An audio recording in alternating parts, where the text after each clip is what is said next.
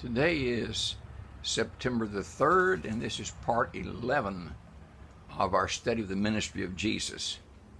Well, yesterday we finished up the first miracle of Jesus, the turning water into wine. And today we're going to look at the cleansing of the temple. It seems this is the next thing in Jesus' ministry that happened. And so we're going to continue on in chapter 2 of John. And verse 13 says, "And the Jews' Passover was at hand, and Jesus went up to Jerusalem." But a lot there. The Jewish men were required to go to Jerusalem 3 times a year, one for Passover, one for the Feast of Tabernacles, and one for the Feast of Pentecost. So Jesus is going up as he had many, many times before, and he says he's going up to Jerusalem. Going up does not mean going north. It means going up in elevation, because Jerusalem was higher than anywhere around. So when you went to Jerusalem, you went up to Jerusalem. Now the Passover was celebrated on the 14th day of the first month. That is, that was the day that the Passover lamb was killed in the evening. That month is in the Bible called Abib, and then it's called Nisan.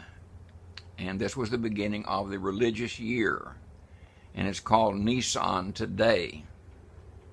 So Jesus, according to Jewish law, was going up to Jerusalem to celebrate Passover.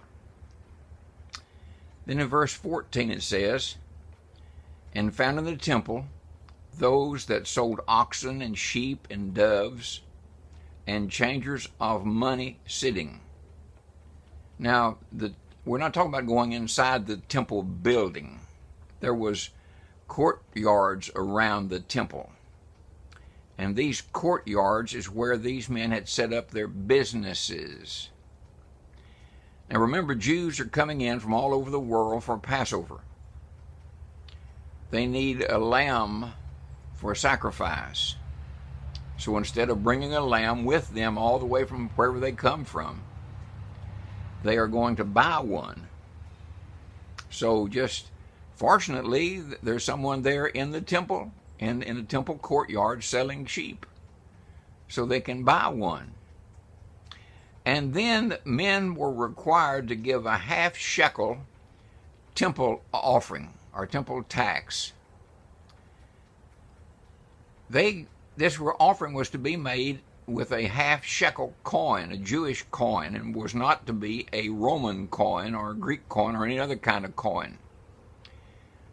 So when people came, they came into the temple area, into the courtyard, and they found people that was exchanging money. They would exchange their Roman money for this half shekel coin so they could give it.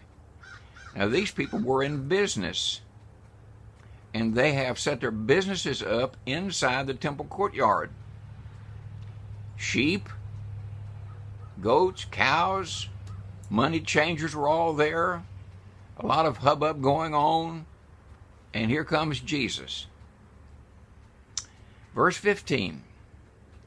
"And we made a scourge of small cords." Now this was not a leather whip. This was a small cord of something like a little rope. "And drove them all out of the temple,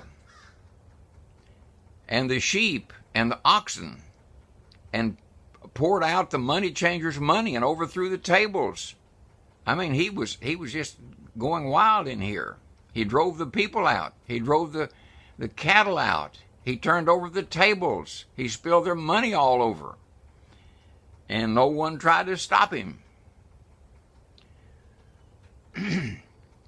Then, verse 16, and Jesus said unto them that sold doves, and doves were used in the offering, so they had to buy the doves, and said to them that sold doves, "Take these things hence. Make not my Father's house an house of merchandise." All right, he said, get these things out of here, because the temple is not a place of business. It's not a place for you to carry on business and make money. If you want to do it, go outside there somewhere and do it. Don't do it in here. Wrong place. Verse 17. And his disciples remembered that it was written, the zeal of my house has eaten me up. That's a direct quote from Psalm 69:9. The zeal of the temple. Otherwise, he had been filled up with zeal for the temple, and he didn't want anything bad to go on inside the temple as it was.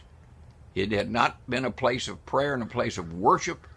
It had become a place of business, and he was absolutely opposed to that. Well, time's up again. So he's beginning the cleansing of the temple, and we will pick up right here in the morning, and we will finish as he finishes with the cleansing the temple. So until then, have a fantastic day today. God bless you.